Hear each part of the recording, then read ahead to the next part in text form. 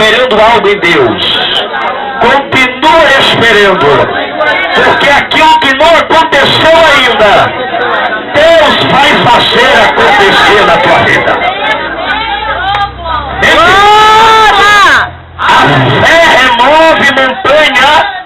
A fé, ela traz à existência aquilo que não existe na vida do crente. A Bíblia Sagrada do livro de Gênesis até o livro do Apocalipse, você vai ver que Deus sempre levanta homem que tem fé, coragem e determinação para receber e fazer a vontade que Deus quer.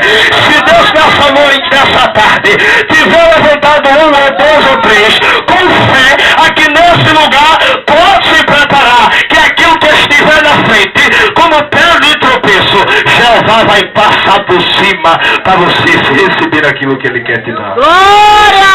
Aleluia! Livro de Gênesis capítulo 8, versículo 15. A Bíblia diz que Deus manda dilúvio, mas existiu um homem que tinha fé, chamado Noé. Olha, Noé, tu não vai morrer, porque tu é um homem de fé. Eu te dou a salvação, entra dentro da arca, porque tu é homem de fé. Homem de fé não pode morrer. Homem de fé, ele só morre no tempo. Homem de fé, ele só sente e só fala aquilo que Deus quer. Meu filho e minha filha, quem tem fé, ela não murmura. Quem tem fé, espera. Quem tem fé, recebe. Quem tem fé, Deus abençoa. Se nessa tarde, se você entrou por esta porta e está precisando de fé, se prepare, meu filho, porque nessa tarde Deus vai começar a encher a tua botija. Ela para Xandarabacandara.